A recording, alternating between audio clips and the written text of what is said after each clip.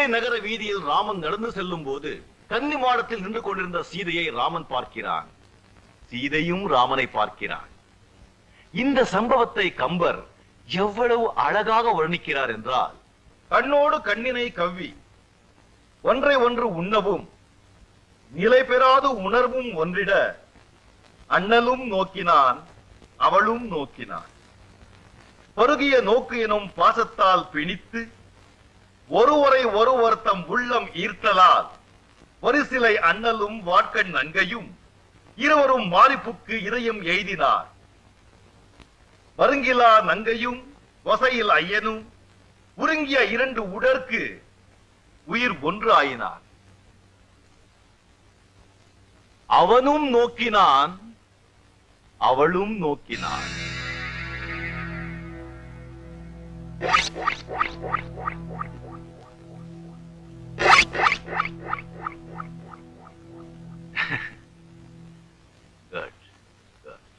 அந்த ராமன் அம்பு விட்டார். அதில் நோக்கம் இருந்தது, அர்த்தம் இருந்தது, வலு இருந்தது. நம் கலியுக ராமர்கள் விடும் அம்பில் அர்த்தமும் இல்லை, நோக்கமும் இல்லை, வலுவும் இல்லை. ஏனென்றால் இவை எல்லாம் வெறும் காகித அம்புகள். இவை எய்தவனின் முட்டாள்தனத்துக்கு எடுத்துக்காட்டு.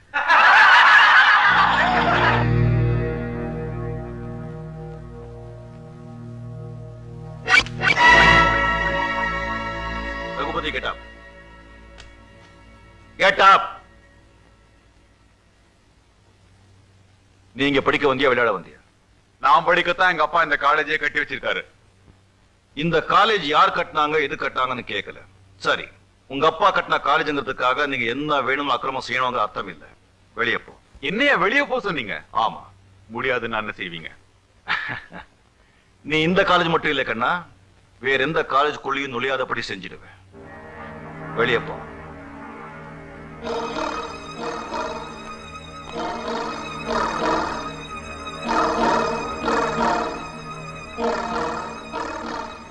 ஏய் ப்ரொஃபசர், எல்லாரும் முன்னாலே என்ன அவமானப்படுத்தி கிளாஸ் ரூமை விட்டு வெளில அனுப்பிச்சிட்டல. ஆத்திரம் அறிவுக்கு சத்ரு. நான் உன்னை கிளாஸ் விட்டு வெளியே போக சொன்னதே உன்னை திருத்ததுக்காகத்தான், அவமானப்படுத்துறதுக்காக. ஓ எனஃப் மேன். பாத்தியா, கோல்டு பிளாட்டினம். நான் நினைச்சா உன்ன மாதிரி 10 ப்ரொஃபசர் வேலைக்கு வாங்குவேன். இன்னொரு தடவை என்ன கிளாஸ் ரூமை விட்டு வெளில அனுப்பிச்ச உன்னை ப்ரொஃபசர்னு கூட பார்க்காம கிளாஸ் ரூம்லயே கழுத்து நிறுத்தி அங்கேயே கொண்டுடுவேன்.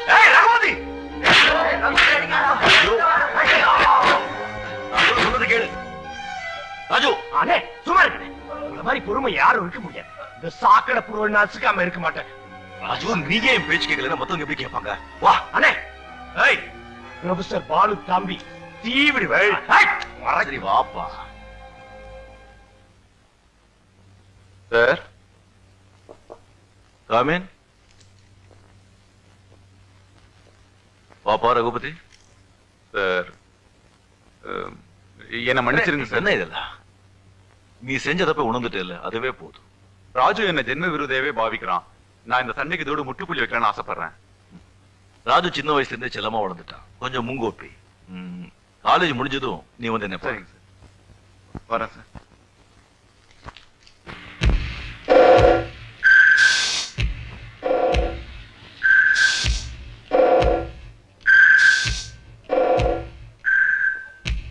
அண்ணே, இவன் கூட ஏன் நிக்கிறீங்க? இப்போ பழைய ரகுபதி இல்லப்பா. நான் தப்ப ஒண்ணு வந்து மன்னிப்பு கேட்டான். நிஜமாவா? ஆமா ராஜு, நான் மனசார சொல்றேன். நான் அவ்வளவு திமிரா நடந்துட்டும் கூட உங்க அண்ணன் கண்ணியமா நடந்துகிட்ட முறை என் கண்ணை தந்துடுச்சு. நாம ஏன் சண்டை போடுறோங்கிறத நினைச்சு நான் ரொம்ப வருத்தப்படுறேன். இனிமே நடந்தது மறந்து 2 பேரும் நண்பர்களா இருங்க.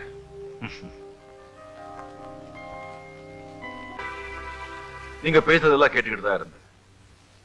ரத்தத்துக்கு ரத்தம் தான் பரிகாரம் நினைச்சதுனால்தான் இப்போ ஒரு நாட்டுல ரத்தம் ஆறே ஓடிக்கிட்டு. துஷ்டனை கண்டா தூரம் இருன்னு சொல்லுவாங்க. அட நீங்க என்னப்பா, அந்த அமெரிக்கா ரஷ்யாவே சமாதான ஒப்பந்தம் பண்ணிட்டு போயிட்டாங்க.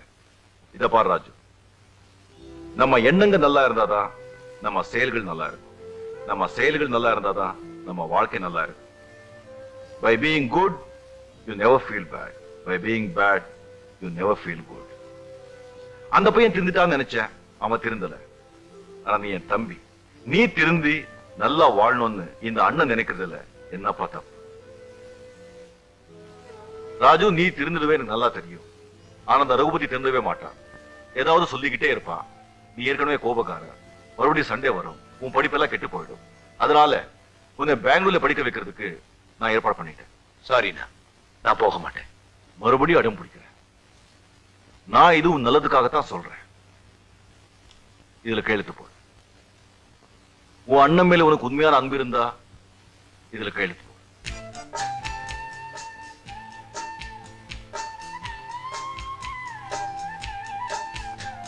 அங்கே கோ எஜுகேஷன் கிடையாது, வெறுங்க பசங்க கூட்டம் தான். ஒரு தாவணி கூட உள்ள வர முடியாது. பரவாயில்லையே.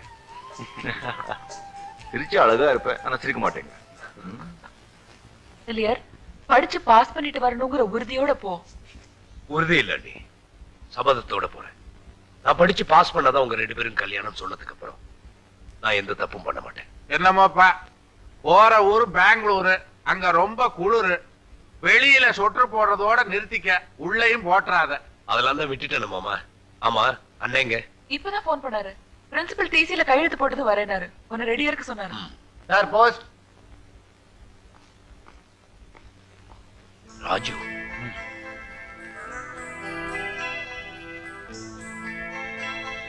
வரேன் சார்.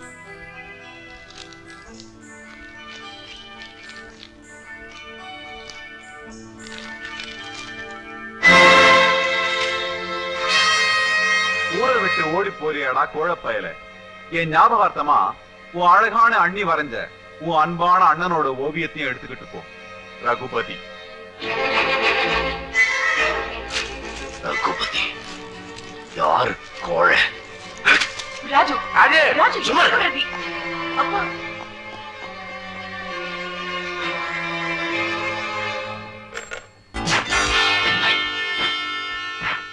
சார் கதவு தருங்க சார்.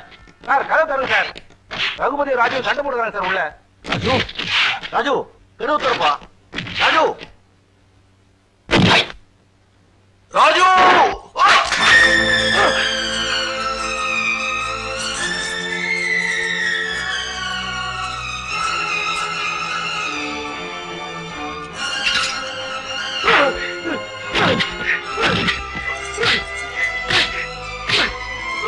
ராஜு, ஏன் நீங்க வந்தீங்க? வாங்க, ஹாஸ்பிட்டல் கூட்டிட்டு போறேன். பிரயோஜனம் இல்லை. ஐயோ, அண்ணே, ரத்தம். வாங்க. நான் இங்க வராம இருந்திருந்தா நீ ரத்தத்துக்கு பதிலா ஒரு ரத்தம் செஞ்சிருக்கோம். என்ன மன்னிச்சிருக்க, மன்னிச்சிருக்க. இப்போ அழுது என்னப்பா பிரயோஜனம்? நான் அன்னைக்கே சொன்னேன், வன்முறையில் ஈடுபடுறவன் மத்தவங்களையும் அடிச்சிடுவா, நானும் அழிஞ்சிடுவான்னு. நீ கேட்கல. கத்திய தூக்குனவ கத்தியால தான் சாவா, துப்பாக்கிய தூக்குனவ துப்பாக்கியால தான் சாவா. அந்த நிலைமைக்கு நீ அழடாத ராஜு. இப்போது கோபம், ஆத்துரம், வன்முறை எல்லாத்தையும் விட்டுடுக்கண்ணா. நீங்க சொன்ன எல்லாத்தையும் சத்தியமா விட்டுறேன்னு. என்ன விட்டு போயிடாதீங்க ராஜு, எனக்கு ஒரு ஆசை இருக்கு, நிறைவேற்றியப்பா. சொல்லுங்க. சுமதி என்னை எந்த அளவுக்கு நேசிக்கிறான்னு உனக்கு தெரியும். நான் போறதுக்கு அப்புறம் அவ என் நினைவாவே இருந்து தம் வாழ்க்கையை அழிச்சிடக்கூடாது. நீ எப்படியாவது அவன் மனசை மாத்தி அவளுக்கு ஒரு நல்ல மாப்பிள்ளைய பார்த்து கல்யாணம் பண்ணி வச்சிருப்பா. அப்போதான் என் ஆத்மா சாந்தி அடையும். நிறைவேற்றியாப்பா?